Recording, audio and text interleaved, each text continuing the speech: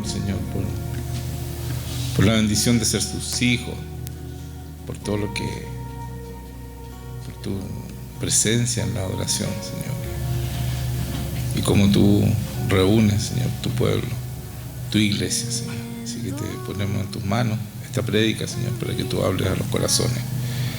Y no sea yo, Señor, y yo no estorbe lo que tú quieres hablar en cada corazón, que sea tu Espíritu Santo tocando a cada uno y bendiciendo y enseñándole lo que ellos necesitan saber, Señor. Muchas gracias, en el nombre de Jesucristo. Amén.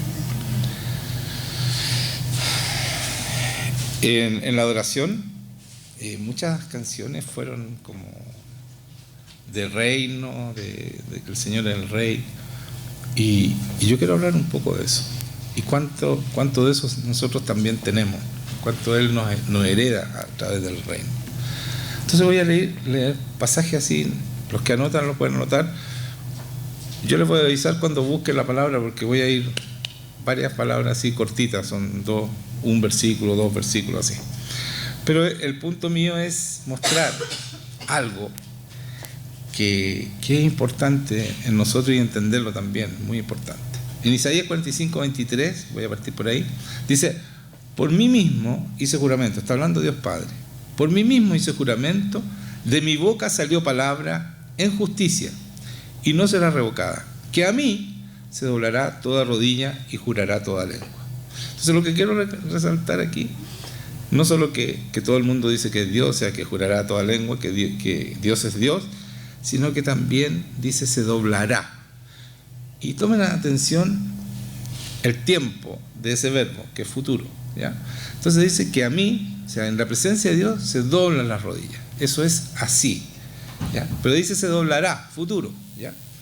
Esto en Isaías son 750 años antes de Cristo, está hablando Isaías de estas cosas, ¿ya? Y como ustedes saben, él era un profeta y Dios hablaba a través de él. Después en Romanos, Pablo dice, en Romanos 14, 11, dice: porque escrito está, vivo yo, dice el Señor, que ante mí se doblará toda rodilla. O sea, repite lo que acabo de leer de Isaías, que ante mí se doblará, y futuro de nuevo, y toda lengua confesará a Dios. ¿Se dan cuenta? Y yo me preguntaba por qué Dios nos da esa declaración y da un decreto. O sea, cuando yo aparezco, ustedes se arrodillan. Y dice se doblará, no ustedes doblarán las rodillas, sino que se van a doblar sus rodillas. Y eso es por la presencia, porque Él es el Rey de Reyes, Señor de Señores. Y uno en la presencia de Él, su gloria, nos hace doblar las rodillas, ¿ya? Y por eso nosotros caemos de rodillas. Pero ¿saben qué? Quiero leer lo que dice Jesucristo, Pablo. Miren lo que dice Jesucristo. Filipenses 2, 9 al 11 voy a leer. Por lo cual Dios también le exaltó hasta lo sumo. Está hablando de Jesucristo, lo exaltó hasta lo sumo. Y le dio un nombre que es sobre todo nombre, para que en el nombre de Jesús se doble toda rodilla, de los que están en los cielos y en la tierra y debajo de la tierra. Entonces, ¿cuál es el punto? Se fijan que aquí no dice se doblará, sino que para el nombre de Jesús se doble, es presente. Y es presente siempre. Y por eso hoy día pasa eso aquí, pero en muy pocas iglesias pasa que venga la presencia de Cristo y uno caiga de rodillas solo, porque nosotros caemos, nadie se arrodilla aquí. Viene la presencia de Dios y las rodillas se doblan solas, no podemos estar de pie. Y esto se cumple, ¿por qué? Porque hay una fe de que la palabra se cumple. Y si se cumple esto, se cumple lo demás ya y se cumple todo. ¿Entiendes? Es vivir esta palabra. Y por eso yo quería poner ese punto. ¿Y por qué ante Jesucristo también todas rodillas se doblan? De los que están en los cielos, dice, y en la tierra y debajo de la tierra. O sea, todos se arrodillan. Hasta los que están en los cielos, los ángeles, todos se postran ante Dios. Y dice, y toda lengua confiese que Jesucristo es el Señor, para la gloria de Dios Padre. Entonces, Jesucristo recibe, ¿no es cierto?, la herencia de Dios Padre como Rey de Reyes y Señor de Señores. Y por eso, cuando Él viene, uno no puede quedar de pie. Si uno tiene una relación con Él, si uno está teniendo contacto con Él y no está lleno de cosas contrarias a Dios, por supuesto que uno cae de rodillas, ¿ya? Y eso lo han vivido todos ustedes en experiencia en esta iglesia. Y lo siguen viviendo cada vez que nosotros nos juntamos y invocamos el nombre de Iglesia de Jesucristo. Él viene y empezamos a caer de rodillas. Y eso es muy importante entenderlo porque es la importancia que Él tiene. O sea, que caigamos de rodillas es una manifestación, pero es su poder, es su gloria, que no nos permite quedarnos de pie. ¿Me entienden? Porque Él de verdad es un rey. Jesucristo es un rey. Y ahí voy, hacia eso voy.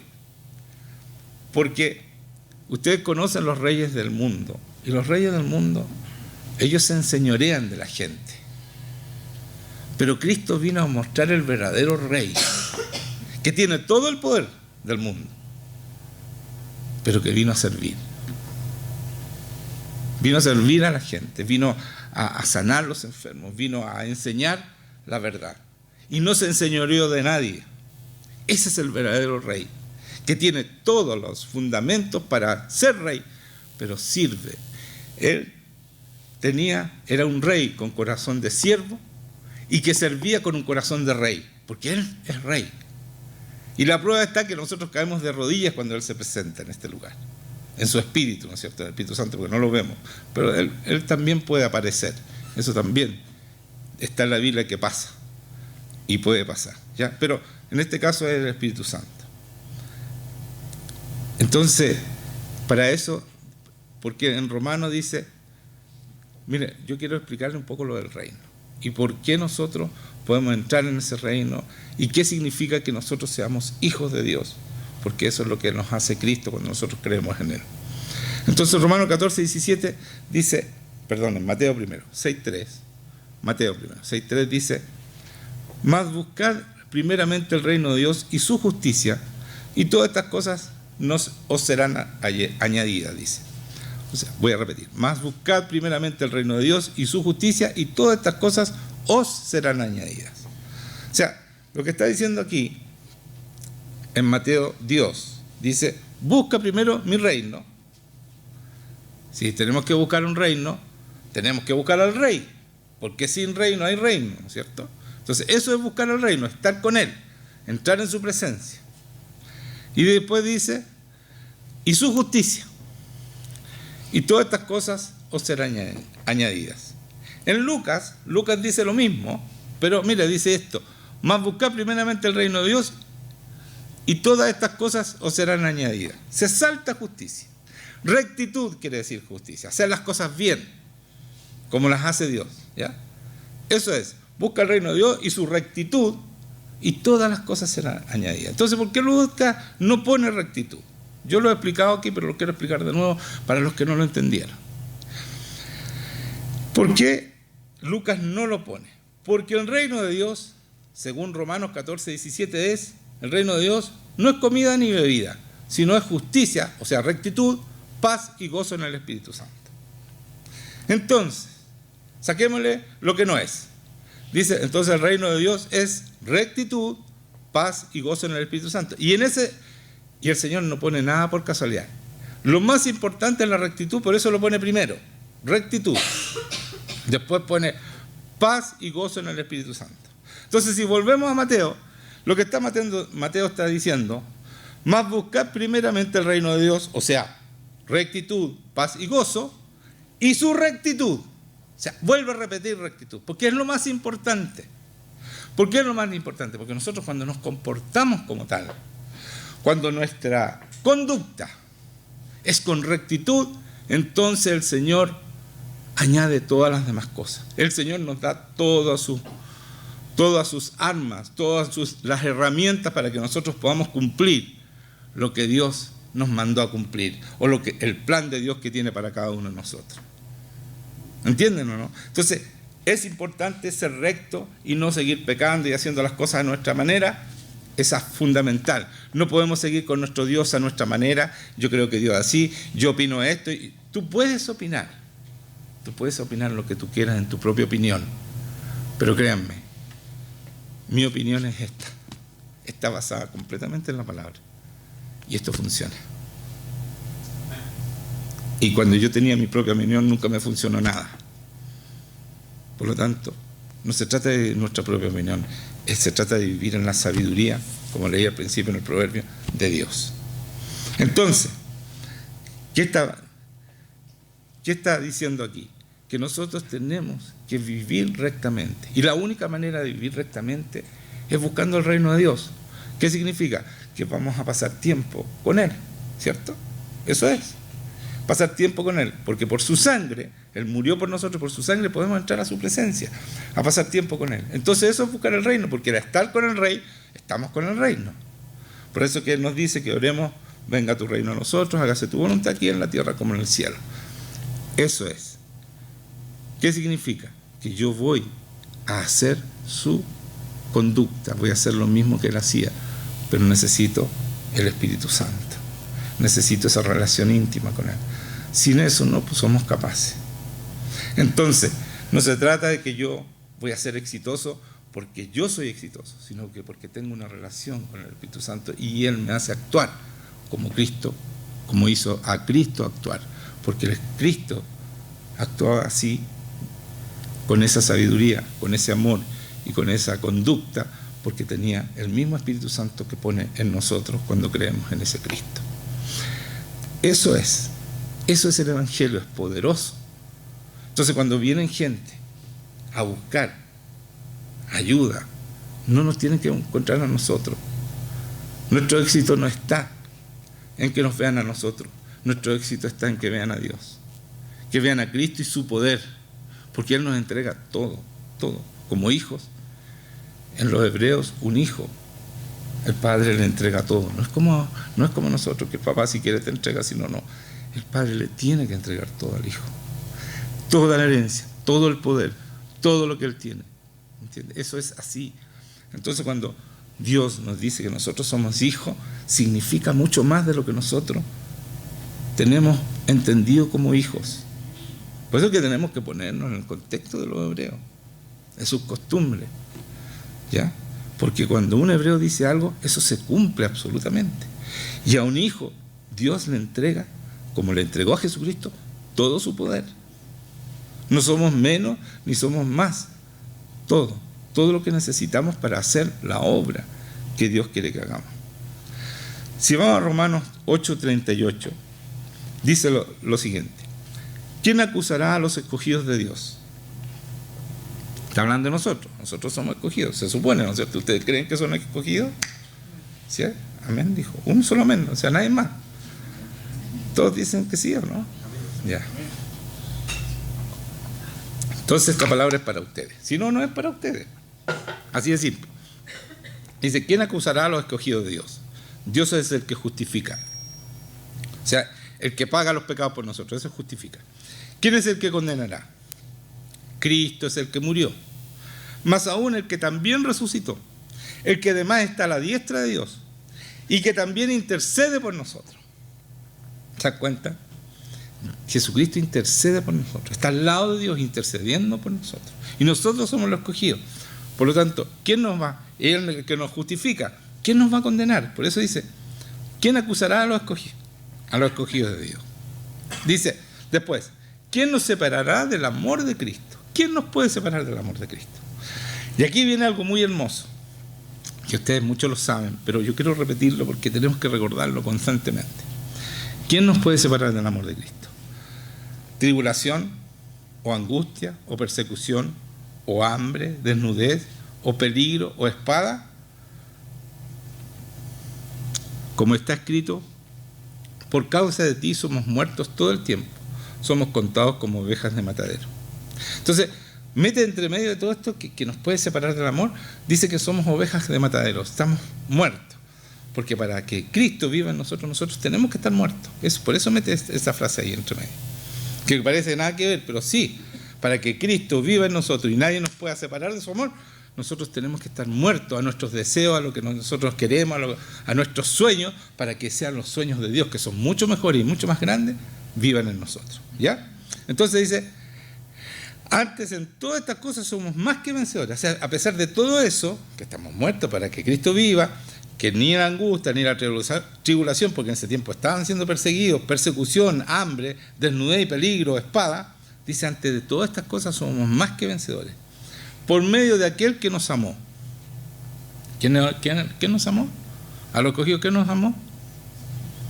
Ya, no me digan nada. Por lo cual estoy seguro que ni la muerte, ni la vida, ni ángeles, ni principados, ni potestades, ni lo presente ni lo porvenir. Anoten, ni lo presente ni lo porvenir, después voy a hablar de eso. Ni lo alto ni lo profundo, ni ninguna otra cosa creada nos podrá separar del amor de Dios que es en Cristo Jesús, Señor nuestro. O sea, nada nos puede separar del amor de Dios que es en Cristo Jesús. Todo esto que nombró no nos puede separar del amor de Dios. Pero aquí dice un pequeño detalle: ninguna otra cosa creada. O sea, hay alguien que nos puede separar del amor de Dios. Nosotros. Nadie más. Nadie más. No hay nada más que nos pueda hacer. Cuando yo rechazo a Dios y no quiero estar con Él, y no creo que necesite estar con Él, entonces eso me separa del amor de Dios. Cuando yo no quiero tener una relación con Él. ¿Amén? Ya. Entonces, 1 Corintios 3:15. ¿Anotaron eso? Ni lo presente ni lo porvenir. Ya. Dice: ¿no sabéis que sois templo de Dios y que el Espíritu de Dios mora en vosotros? Si alguno destruyere el templo de Dios, o sea, este cuerpo, porque ese es el templo de Dios, Él lo destruirá Él, porque el templo de Dios, el cual sois vosotros, santo es. Por eso hablaba de rectitud al principio. La única manera de ser santo es vivir rectamente con el Espíritu Santo, que Él nos va cambiando y nos va transformando hasta lograrlo en nosotros. Dice: nadie se engaña a sí mismo. Si alguno entre vosotros se cree sabio en este siglo, hágase ignorante para que llegue a ser sabio. Porque la sabiduría de este mundo es insensatez para con Dios. Pues escrito está: Él prende a los sabios en la astucia de ellos. Y otra vez, el Señor conoce los pensamientos de los sabios, que son vanos. Así que ninguno se gloríe en los hombres, porque todo es vuestro. Sea Pablo, sea Apolo, sea Cefas, sea el mundo, sea la vida, sea la muerte, sea lo presente, sea lo porvenir. De nuevo, sea lo presente, sea por. De nuevo, la misma frase. ¿Se dieron cuenta? Sea lo presente, sea lo porvenir, todo es nuestro, es vuestro. Y vosotros de Cristo y Cristo de Dios. Leí bien rápido ahí, pero les apuesto que ustedes no cacharon algo. ¿Por qué lo leí rápido? Para que no entiendan lo que yo quiero decir. Para que lo pasen de largo. Mire lo profunda que es esta palabra. Dice: porque la sabiduría de este mundo es insensatez para con Dios. Nosotros sabemos que los sabios están equivocados muchas veces y que Dios... ¿Por qué? Porque no entienden el mundo como es, sino que ven, ellos creen que lo que ven nomás existe, pero lo que manda y lo que rige este mundo es Dios. Y los enemigos también están ahí haciendo su obra en contra de nosotros. O sea, hay una guerra que nosotros no vemos, de la cual somos absolutamente participamos absolutamente, aunque creamos o no, y somos afectados con enfermedades y todas estas cosas, y nosotros no tenemos idea. O sea, la gente que se cree sabia no tiene idea. Todos estos filósofos, todas estas cosas, no tienen idea lo que realmente ocurre en este mundo y por qué las cosas pasan. Pero cuando tú estás con Dios y la sabiduría de Dios, Él maneja todo el escenario. Por lo tanto, Él sabe todas las cosas, y estos sabios que creen ser sabios no tienen idea lo que es real y lo que no es real. Y por eso el Señor conoce los pensamientos de los sabios, que son vanos. Son vanos. Créanme que es así.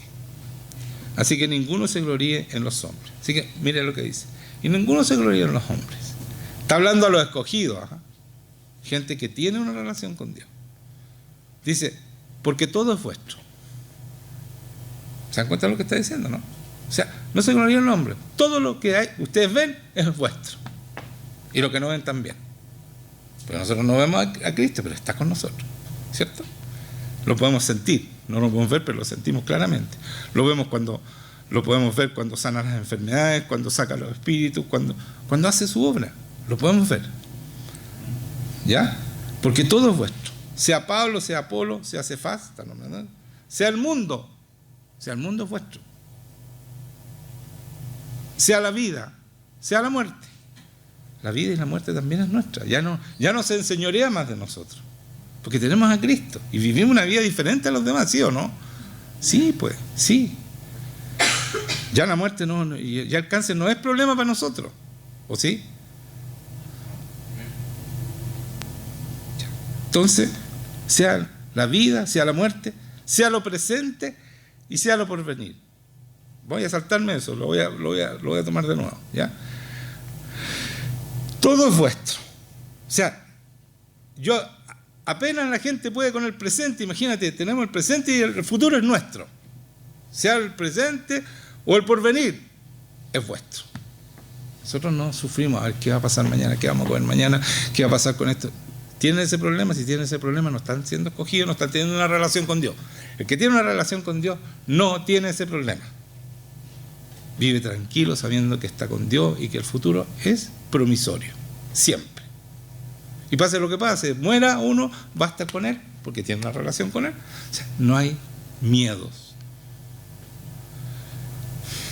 Voy a ir a ese tema, pero ahí me voy a detener un rato, ¿ya?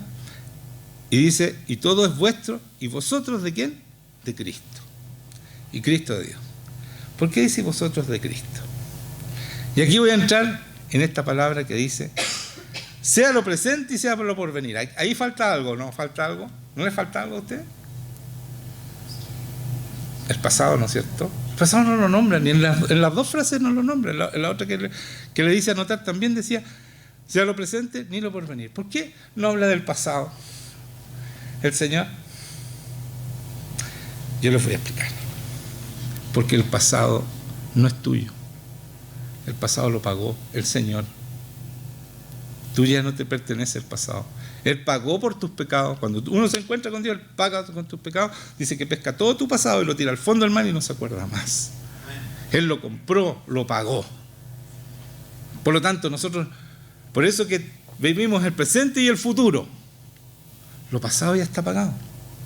Es como cuando, yo decía la otra vez, cuando tú le vendes el auto a alguien y te encuentras con la llave de repuesto y vas y luego encuentras el auto en la calle y te vas a dar una vuelta en el auto. No puedes, pues, no puedes tomarlo si no es tuyo, ya lo vendiste. Bueno, el Señor compró nuestro pasado, por lo tanto nuestro pasado no nos puede venir a decir, oye, pero acuérdate de lo que hiciste. Eso es lo que hace el enemigo, ¿no? Acuérdate de lo que hiciste cuando eres chico, acuérdate de lo que hiciste con esa persona. El remordimiento y la culpa, todos vienen del pasado. ¿Sí o no? Es del pasado, ¿no? ¿Cierto? Y eso es lo que nos aparta más de Dios. Lo compró Dios, Jesucristo. Por eso dice, todo es vuestro y vosotros de Cristo. Le pertenecemos a Él. Porque Él pagó por nuestro pasado. Y no tenemos derecho a ir a nuestro pasado. No podemos. Y qué bueno que no podemos ir antes que lo conocimos, ¿no es cierto? Porque hacíamos pura embarrada. Ahora, digamos que hoy día somos santos. No, pero tenemos que ir hacia allá. Porque dice que podemos hacerlo.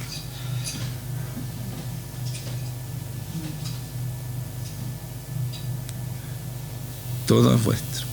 El mundo, la vida. Esa es nuestra herencia. Él está leyendo su testamento.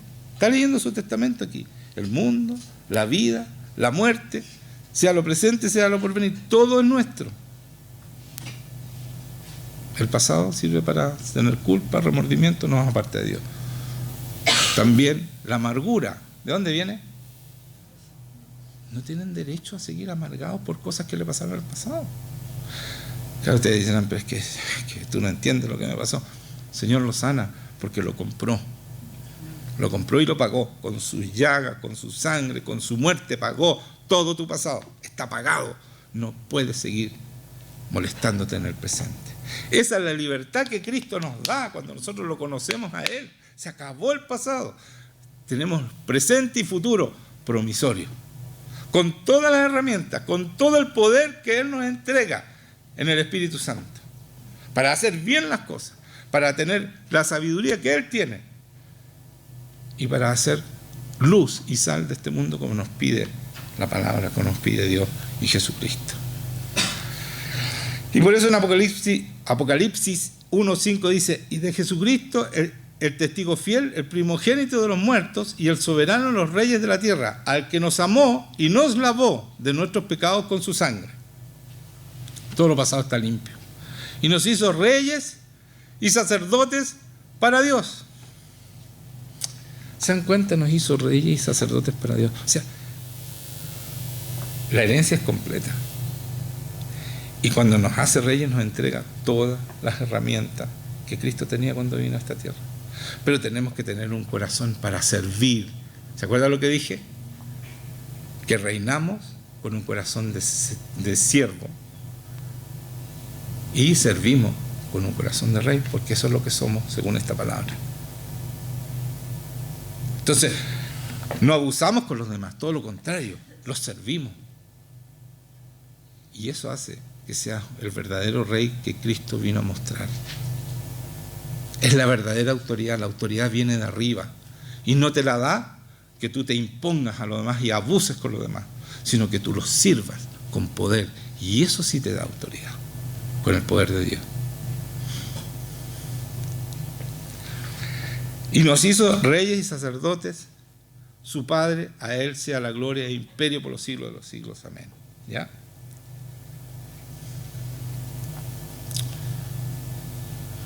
¿Para qué nos hizo reyes y sacerdotes? Para Dios su Padre. Eso dice.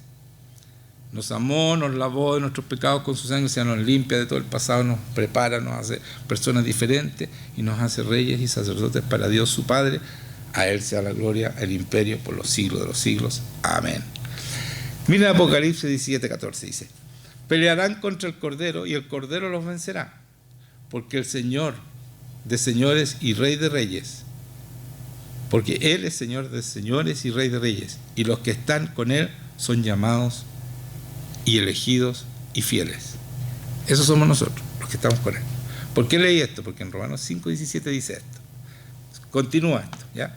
Pues si por la transgresión de un solo reinó la muerte, mira lo que dice aquí: mucho más reinará en la vida por uno solo, Jesucristo, los que reciben la abundancia, la gracia y el don de la justicia.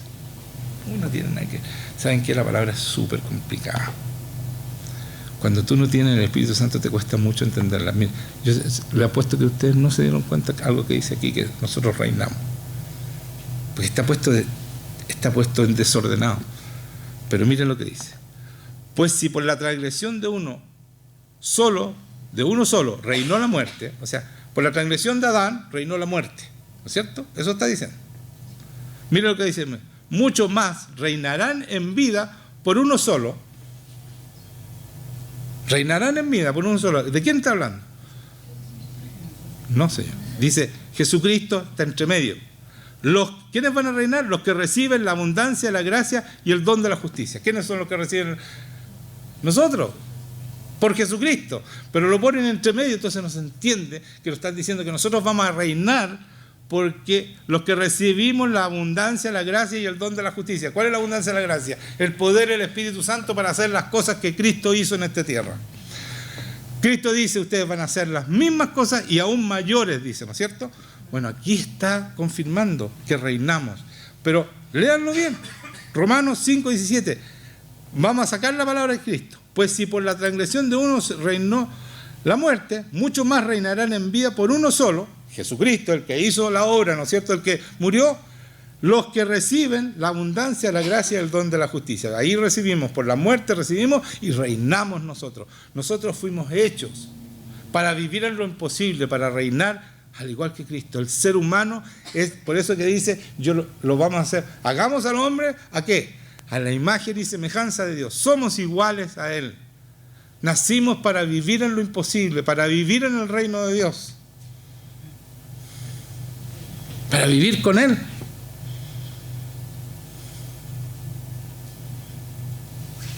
Mira 1 Pedro 2, 9, 10, que dice: mas vosotros sois linaje escogido, real sacerdocio, nación santa, pueblo adquirido por Dios.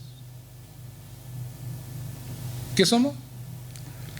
Linaje escogido, real sacerdocio, nación santa, pueblo adquirido por Dios. O sea, nosotros no nos pertenecemos, Dios nos compró.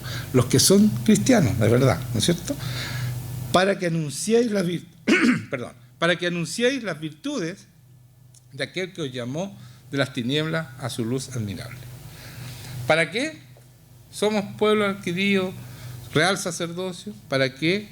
Para que anunciemos las virtudes de aquel. No para que las digamos, para que las vivamos, para que seamos testigos que Cristo es el Rey de Reyes y Señor de Señores. A Él lo representamos y hacemos las mismas cosas que hace el Rey. Por eso le pedimos, venga tu reino a nosotros. Traemos el reino para que se hagan los milagros que hizo Cristo. Eso somos nosotros. No somos, si no tendría gracia el tremendo sacrificio de Cristo de morir en la cruz, de ser azotado, de ser calumniado.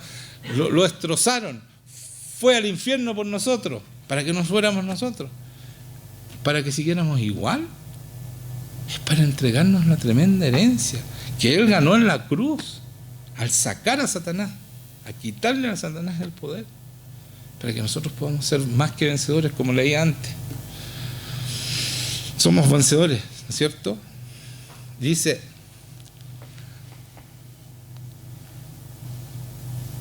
vosotros que, dice, después que dice, llamó de las tinieblas a la luz admirable, vosotros que en otro tiempo no erais pueblo, pero que ahora sois pueblo de Dios, que en otro tiempo no habíais alcanzado la misericordia, pero ahora habéis alcanzado la misericordia.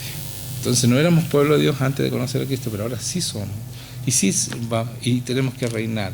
Porque cuando le dijo a Adán y Eva, los creó, el Señor le dijo, vayan y reinen. Enseñoréense. Eso dijo. Entonces, Jesucristo restaura todo eso. Y nosotros tenemos que reinar, pero como siervos. Aquí no se trata de que nosotros somos los exitosos, no se trata de éxito, de mejor en el negocio. Puede pasar eso, pero lo importante es lo que está dentro de aquí. Entender quiénes somos realmente, que somos ese vaso de barro. Ese vaso de barro porque fuimos hechos de barro, que contiene al Señor. Y el Señor se manifiesta, no somos nosotros. Por eso es que tenemos que tener ese corazón de servicio, aunque llevamos, ¿no es cierto?, el Rey en nosotros. Mire lo que dice en Hebreos 10, 26. Aquí me voy a poner pesado, muy pesado, pero hay solución. Lo advierto para los nuevos, ¿no? Hay nuevos aquí.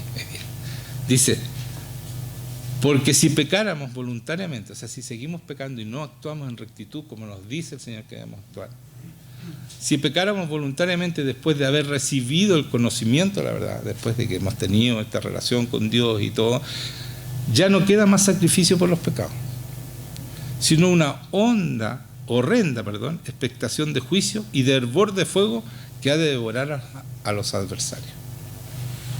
O sea, el infierno está hablando aquí. El que viola la ley de Moisés por el testimonio de 2 o de 3 testigos muere irremisiblemente. Esa es la ley de Moisés.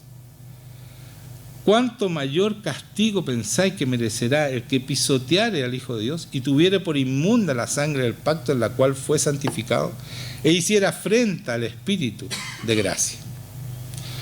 Pues conocemos al que dijo, mía es la venganza, yo daré el pago, dice el Señor, y otra vez el Señor juzgará a su pueblo. O sea, nos van a juzgar. Horrenda cosa es caer en las manos del Dios vivo. Pero traed a la memoria los días pasados en los cuales, después de haber iluminado, sostuviste gran combate de padecimiento. Dice, está hablando de los que estaban persiguiendo, qué sé yo, en ese tiempo los persiguieron, los mataron, ustedes saben la historia de eso. Por una parte, ciertamente con vituperios, o sea, con maltratos y tribulaciones, fuiste hecho de espectáculo. Y por otra, llegaste a ser compañero de los que estaban en una situación semejante. Porque de los presos también os compadeciste, y el despojo de vuestros bienes sufristeis con gozo. O sea, cuando les quitaron las cosas, ellos estaban con gozo. ¿Por qué? Sabiendo que tenéis en vosotros una mejor y perdurable herencia en los cielos. No perdáis pues vuestra confianza, que tiene grande galardón, porque es necesaria la paciencia, y escuchen esto, para que, habiendo hecho la voluntad de Dios, obtengáis la promesa. ¿Cuál es la promesa? Estar con Él eternamente. Esa es la promesa. Tenemos que tener paciencia. Quizás nos van a quitar las cosas, quizás nos va a ir mal, va a haber tribulación, ¿no es cierto? Pero tarde o temprano vamos a tener esta promesa, y por eso es que es tan importante la paciencia. ¿Y quién pone la paciencia en tu corazón? El Espíritu Santo. Es un fruto del Espíritu Santo. Entonces, si no tenemos relación con el Espíritu Santo, no podemos tener la paciencia y nos desesperamos al primer problema que podamos tener, aunque sabemos que Dios existe y que está con nosotros. Porque aún un poquito dice, el que ha de venir vendrá y no tardará, mas el justo vivirá por fe. ¿Quién es el justo? El recto, está hablando aquí, rectitud. Cada vez que pone justo es rectitud. Vivirá por fe. Y si retrocediere, no agradará a mi alma. O sea, si ¿sabes? Pero aquí yo leí esta palabra, mas vosotros sois... No, perdón. Porque si pecáramos voluntariamente después de haber recibido el conocimiento de la verdad, ya no queda más sacrificio por los pecados. O sea, si nosotros conocemos a Cristo y nos transformamos y empezamos a pecar de nuevo, ya no queda más, no hay salvación. Y yo me anduve desesperando porque ¿quién ha dejado el pecado en este minuto? ¿Quién es santo aquí?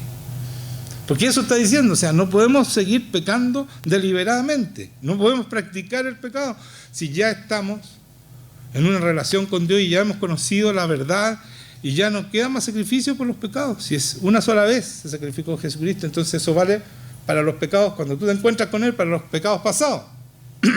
Entonces yo decía, les digo esto para amargarlos bien amargados el domingo y se vayan bien tristes, porque ¿dónde está la solución de esto? ¿Estamos todos condenados? ¿O no? No. Gálatas 4, 1, 7. Pero también digo, entre tanto que el heredero es niño, en nada difiere del esclavo. O sea, mientras somos niños, en nada difiere del esclavo. Aunque es señor de todo, o sea, ya tenemos la herencia. ¿Pero qué está diciendo? Mientras somos niños, nos equivocamos, nos caemos y pecamos. Y dice después, sino que está bajo tutores y curadores, ese soy yo, hasta el tiempo señalado por el Padre. Es el Padre el que decide cuando tú estás maduro, cuando estás listo. Y después de ahí ya se acabó el tema.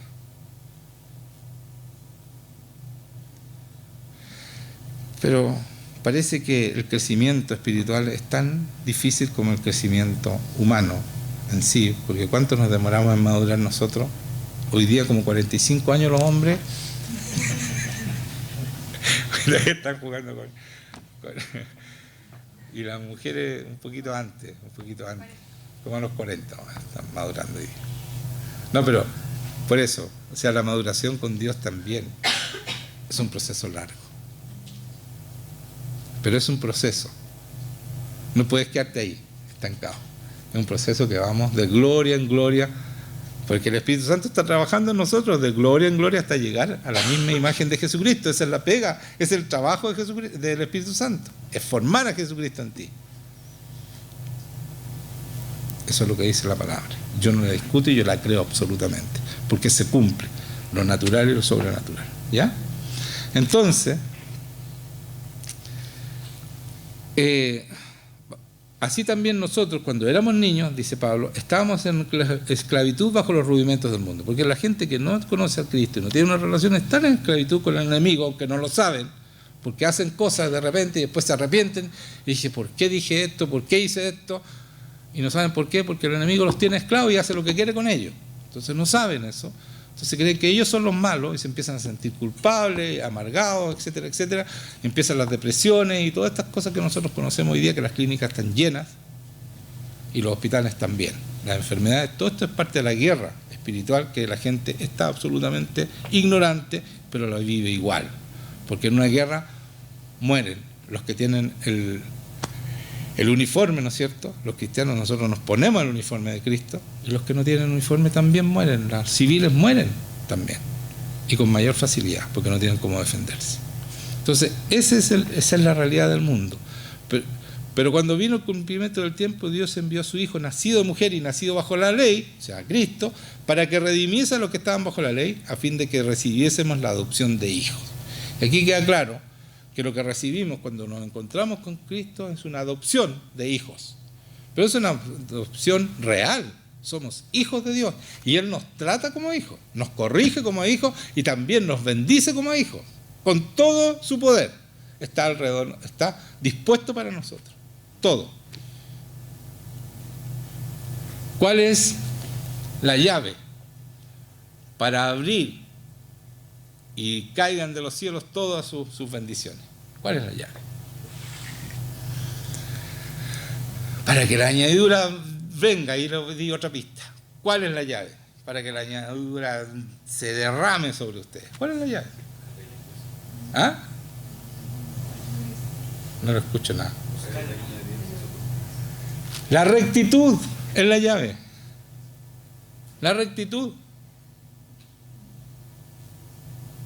Esa es la llave. Cuando yo actúo santamente, el poder de Dios se manifiesta completamente en mí.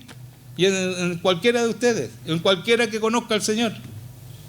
Por eso que lo más importante, y por eso partí con eso, que busca el reino de Dios y su justicia y la rectitud, y todo lo demás se te dará por añadidura. ¿Y por qué repite 2 veces rectitud? Pues si en el reino de Dios está la rectitud, está incluida. ¿Por qué lo repite 2 veces? Porque esa es la llave para que se derrame todas las herramientas, todo el poder, todos los medios que Dios tiene en el cielo, que son inagotables, son infinitos, está dispuesto para nosotros. Pero sin esa rectitud el Señor no va a actuar.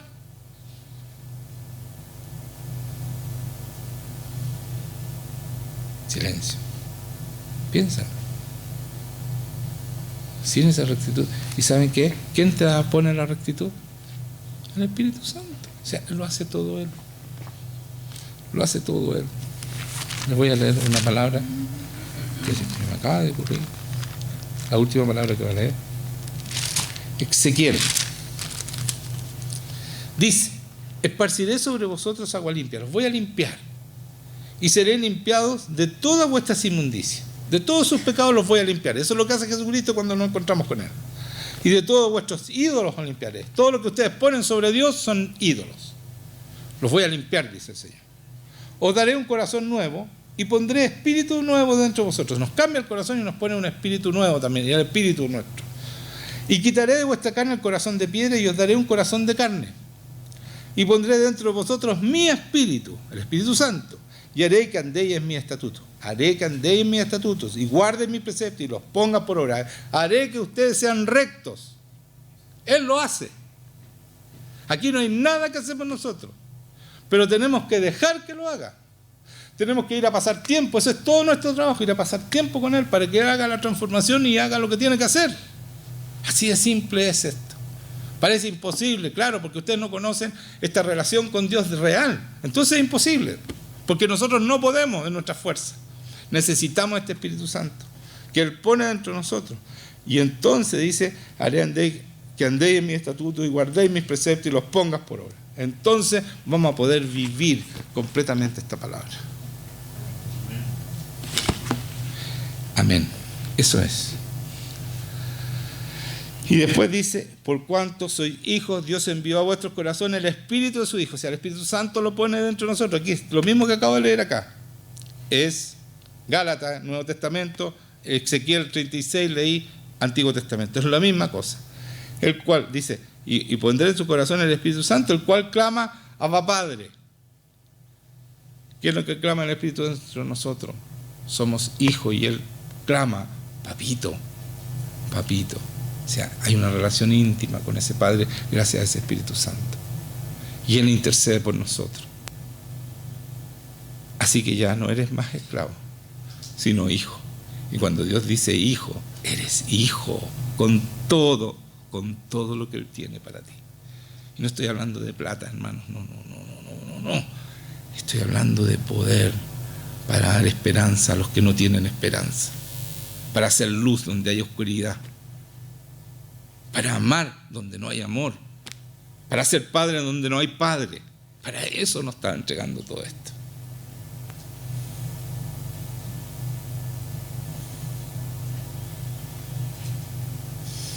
Dice: así que ya no eres esclavo sino hijo. Y si hijo, también, y escuchen esto, heredero de Dios por medio de Cristo. Toda la herencia de Cristo es nuestra. Toda su victoria es nuestra. Él la pone en nuestras manos. Por eso dice, vayan y hagan discípulos a las naciones. Tenemos que hacerlo. Para que este mundo no siga perdiéndose como se está perdiendo. Somos la esperanza de este mundo. Podemos cambiar, podemos, con el poder de Dios, no es nuestro. El poder de Dios puede en contra de toda esta maldad que se está haciendo hoy día. Amén. Pongámonos de pie, vamos a orar.